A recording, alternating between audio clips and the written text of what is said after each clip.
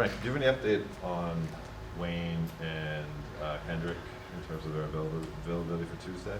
Yeah, we still don't know how they're going to be listed, but Kendrick did participate in practice along with Malik, and Wayne did not. So we'll still obviously see how Kendrick responds to the work today before we decide his availability. Him and Malik.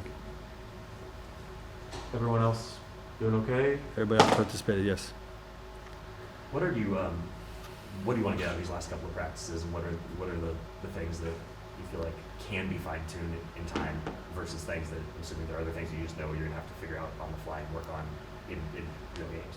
Yeah, I mean, the biggest thing is just to continue to build our conditioning, to get these guys up and down and playing and making full speed reads with one another on both sides of the ball, communicating out defensive coverages, and then, the pass and catch, timing and rhythm, within our offense is something that is going to continue to take time. But the execution pieces of our spacing and our defensive scheme, we've been hitting those pretty hard, so that we're in the right place and working together in those situations, and hopefully that there's a lot of discipline in regard to that early on. Once you guys got Russ, the prevailing dialogue around the move was how he and LeBron were going to fit together and how they would play off each other, and whether it made sense to have two guys who are so ball dominant and distributors like they are. From what you've seen over the 3 weeks, I guess, that they've been together, what is your view on how they fit together? Yeah, so far there's been great willingness, to play off of each other and to read each other, and they're, it's really been pretty seamless in terms of who's bringing it, who's initiating, where guys are going to be, and and then obviously playing with one another, in two-man action. I think that chemistry has been pretty strong to start, but there's definitely a willingness for those guys to to share and to sacrifice, and to coexist out there. Has there been any sequence out there, a period where West maybe kind of pulled back and not play his normal game? Was he still playing the way he always does? No, he's still playing the way he always does. We're asking him to be effective and aggressive without the basketball. When Bron has it, when AD has it, every bit as much as we're asking him to do it with the basketball. And I thought he's picked that part of it up really well. How does having AD and LeBron, you think maybe influence Russell's interest in, or maybe not interest isn't the right word, but just sort of commitment to doing some of those off-ball things and staying active when he doesn't have the ball in hand? How did those guys influence him? Yes. Well, it's just they're all working together.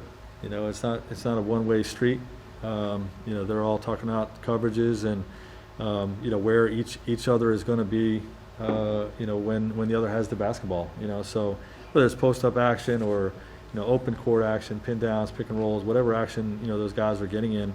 We're trying to have a system base where guys are going to be aggressive off the ball. Frank, because of the nature of this preseason with guys in and out of lineup, guys, because you guys played more games than any other team, that some guys were building in rest, was that moment that you mentioned to us kind of in passing, halftime in Sacramento, important, like get a chance to actually use accountability with this group? Because kind of up until then you could have made all sorts of we don't have this guy, but it sounds like you said that, hey, this isn't about just having new bodies or whatever, like we have to play at a better standard.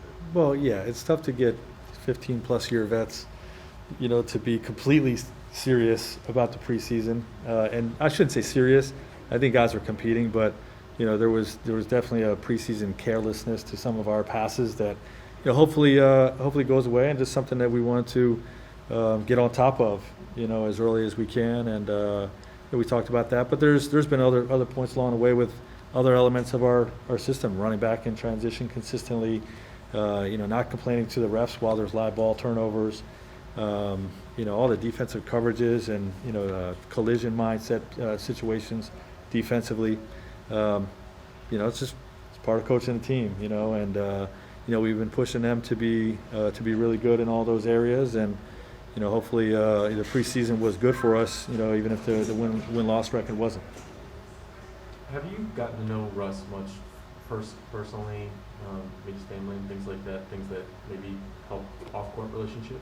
Yeah, I mean, I spent a lot of time with him early on when he first came to us in the summer, talking about each other's families. I've met his wife at Anthony's wedding, so we were able to share some laughs then. We're probably going to meet his kids, I believe, here today at the picnic. And, it's just one of the things that, everybody always talks about Russ being such a great guy. That's you want to see for yourself, but, he really is. He's fun to be around. He cares. He's compassionate. And, some of the on-court demeanor stuff when he's competing, is not really indicative of who he is as a person. So I've enjoyed that part of it. We are talking on your roster. I mean, the other flip side of being older is that a lot of guys are married, have families, have kids. Does it change the dynamic or the relationships that you see at all? Or In some ways, I mean, you want to connect with all your players, whether they're young guys out of college that that don't have families, or whether they're they got kids in high school. It really doesn't change how much you want to connect with your players, but certainly there is that element.